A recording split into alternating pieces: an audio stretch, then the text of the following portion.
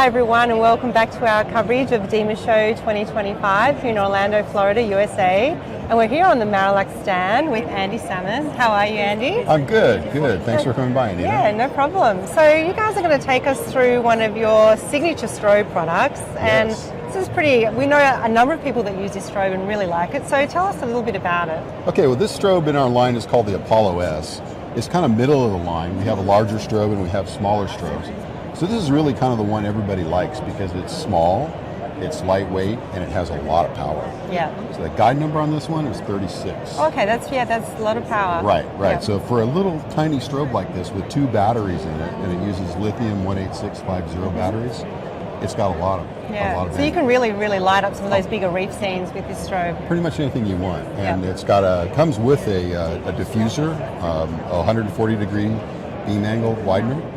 The native beam on it is 110 degrees, and what we've done with that now is we've actually coated. Now this will make me a liar. This might be an old one, but we've actually. Oh yeah, this is the one. You can see the fuzzy look on the front of it. Yeah, I can see that. So it's kind of like a Fresnel. Mm-hmm. So what that does is that gives us a little softer bit of light instead of the real harsh light. Okay, so even without using the diffusers, you can still get that more soft, even lighting.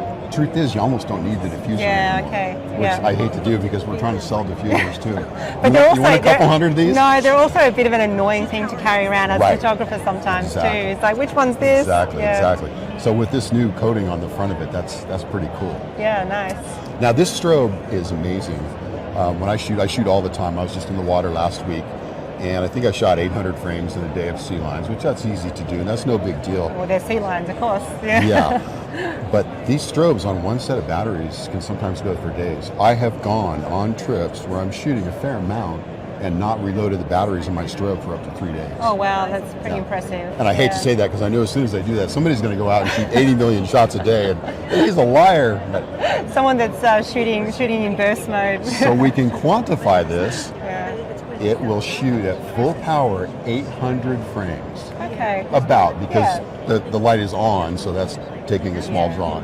And is this a high sync speed strobe? Oh yes, this will do high speed sync as long as you've got the right electronics in your house. Camera, Yeah, we don't sell that part of it. That's Sea Turtle does those. Underwater Technics, Pavel's company, they do those. Those work marvelous. High speed sync is one of my favorite things. Yeah. You're a photographer, you guys are photographers, you know that underwater photography being limited to this 200th of a second, it's like tying your right arm behind your back if you're a real photographer. All of a sudden you don't have all the shutter speeds you're used to using. Now you can use all of them. Right on up. Fantastic. And this is a remote strobe as well, so it's triggered remotely. Right. All of our strobes have these ports on the side, and these are remote triggering sensors, and we trigger them through this little object here called a Lumalink. And a Lumalink, you can see, has got the same sensors on either side. It's got about 160 degree, just shy of 180 degree beam angle on that sensor. So as long as the strobe is coming in and it's got a line of sight to the strobe sensor, then you're in good shape. It's going to fire every single time. So you can go wireless if you want to. Yeah, okay, great. Yeah, which is good, particularly if you're like me and you like to maneuver your arms and strobes around a lot when you're shooting. Or if you're in a wreck or something, or a cave. Cave divers a lot of times will do that. Well, they'll set a light someplace, a strobe somewhere, and then they want to trigger it from a certain position to get the right composition. The Lumalink will do that. Yeah, awesome. The darker the water, the further away you can shoot with the Lumalink. The brighter the water, the closer you have to be. Yeah, of course. The light can the only ambient light can, Right.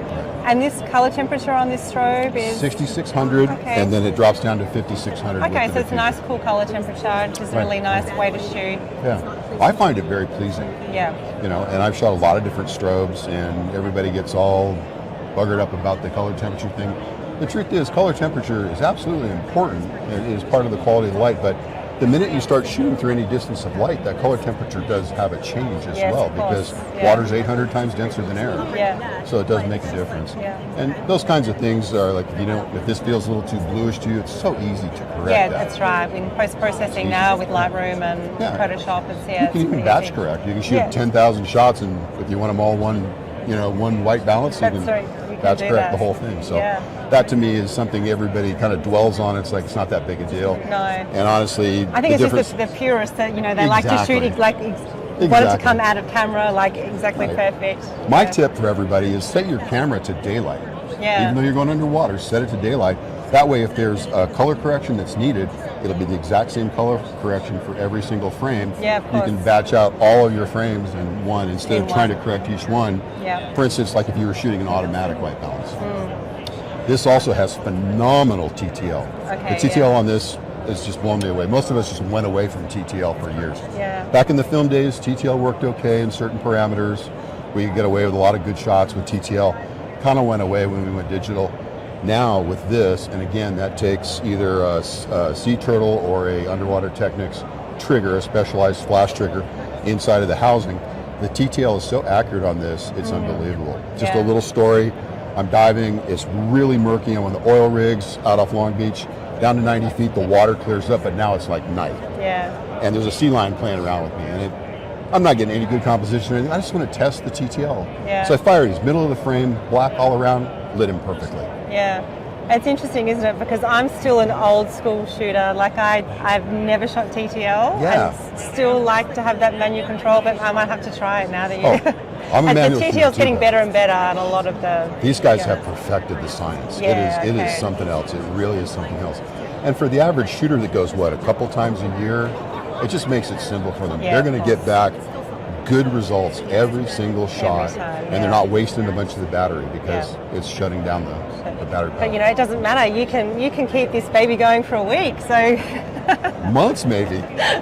No, I didn't say that. no, you didn't say that. No, that's great. Thanks so much for that. You're Really welcome. appreciate your time. All right, thanks for coming Cheers. by. Thank you. Have a great show.